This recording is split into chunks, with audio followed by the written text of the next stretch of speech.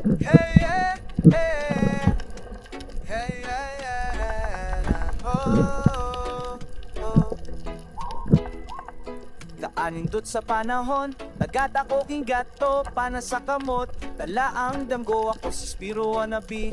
Wapong mananagat, langoy sa kalinaw. Confident pisan na nga tang tubig ko sa ilog. Yo, good day po sa lahat! Pagkatapos kong mag-warm up dive, ma-check yung kondisyon ng dagat, yung current at yung visibility ay ito. Patingin-tingin lang tayo dito sa may mga butas, baka may mga nakatagong ano dyan, territorial na isda, gaya ng mga grouper. At hindi pa tayo agad sumisid sa medyo malalim dahil nag-a-adjust pa tayo sa ating breath hold at sa katawan natin para hindi tayo mabigla, kaya dahan-dahan lang. At dito ay pangatlong dive ko na. So medyo malinaw naman yung tubig. Yung current natin ay papuntang northeast. Salungat sa langoy ko kaya medyo nahihirapan tayo pero kaya lang yan kasi hindi naman gaanong kalakasan. At pagkatapos ng pangatlong dive natin ay ito, pang-apat na sisid.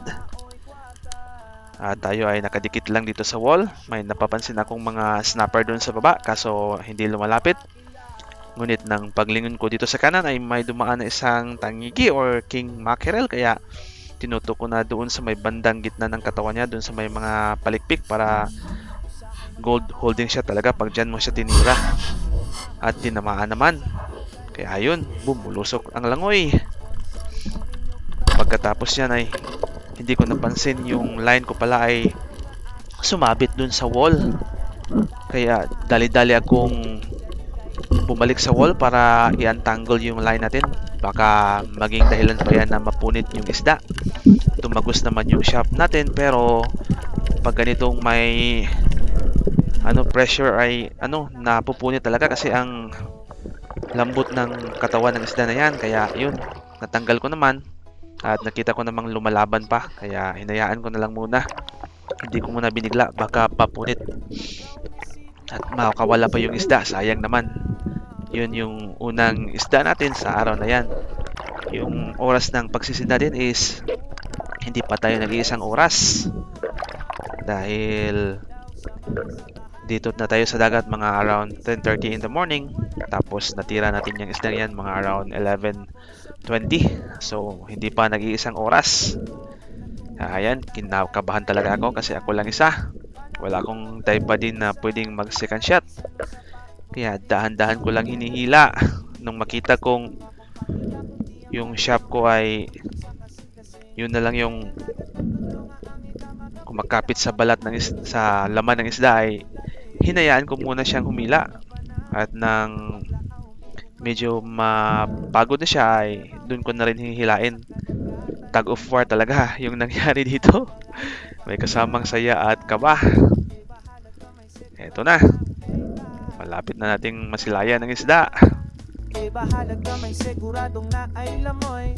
Pero wanabe, ikaw jay di ka mang di kainin pa re.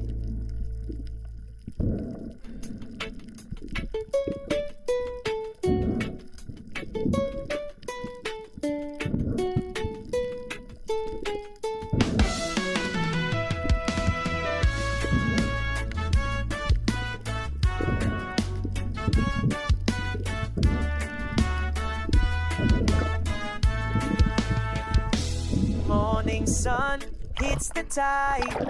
La ako sa bye-bye. Mask on, fins ready.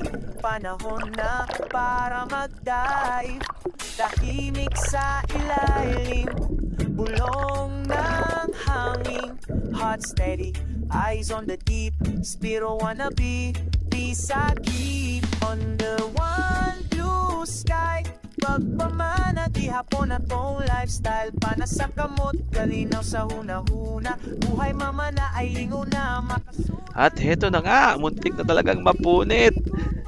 Balat na lang yung humawak eh, dinakma ko na agad yung buntot. Nakatihaya na at hindi na masyadong gumagalaw. Sure bull na pero biglang pumalag. Napaihi ako ng konti. Buti na lang at mahigpit yung pagkakahawa ko kaya diniretso ko na dun sa may hasang para secure na secure na. Ayan. tingnan mo yung shop ko. Konti na lang talaga at mapupunit na. Para sa atin talaga yung isdang ito.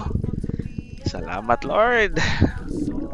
Kuha lang og sakto, dili ta magdaot sa dagat natos. Pero wanna be sa tanang dive ko. Respect the sea, she give us all. That's the code we follow. On blue sky, pagpamana gihapon na tong lifestyle. Pana sa kamot, kalinaw sa huna-huna. Buhay mama na ay lingaw na makasutan pa. Sa dagat kami nahigugma.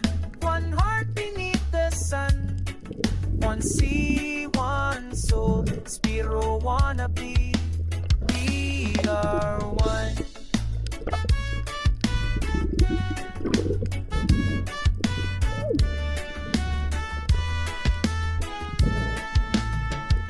Pag-ahon ko, the sun is gold, stories of the sea never get old. The ocean calls, I answer free. This is life, Spiro wanna be. Under one blue sky, pagpamana gihapon na tong lifestyle. Pana sa kamot, kalinaw sa huna-huna. Buhay mama na ay lingaw na makasutan pa. Sa dagat kami nahigugma. One heart beneath the sun. One sea, one soul, Spiro wanna be. We are one.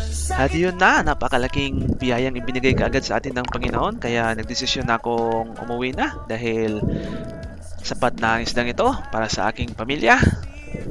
Dahil pinopromote pa rin natin yung sustainable way of fishing at selective. Kaya this is more than enough. Kaya to God be the glory. And God bless us all. Kaya dive safe palagi mga Kaspiro. At pasuporta naman sa ating YouTube at Facebook page. Maraming salamat. God bless us all.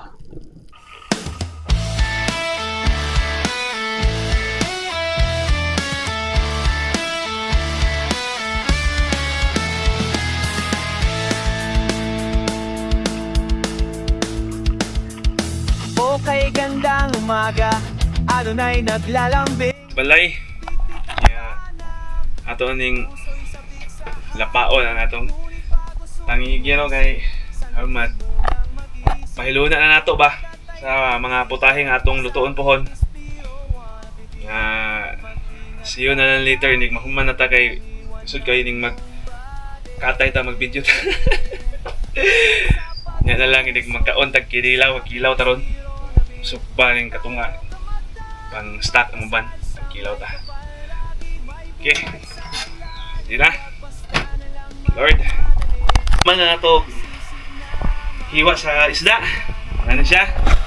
Stock for days. Kaya munod oh. Di kayo. Magkilaw ta. Kaya itong kilawon. Eh, ang ulo, nag-isipti na kay tuwahon yung ikog. Yay, asinan para subahon niya. Okay, thank you Lord. Hey. Tara mo kung Disney Princess. Walang kaon sa kinilaw, tinula og sinugba. So to kill ang birada. Ang anak ko pagamay oh, si cellphone. Salamat Lord sa grasya Lord. Nihapon na jud me. Thank you sa grasya ug sa safe dive. To God be all the glory. Thank you. Bet, palit ako na. Alagaan mo rin siya sapagkat bawat ano na'y paalala. Spiro wanna be.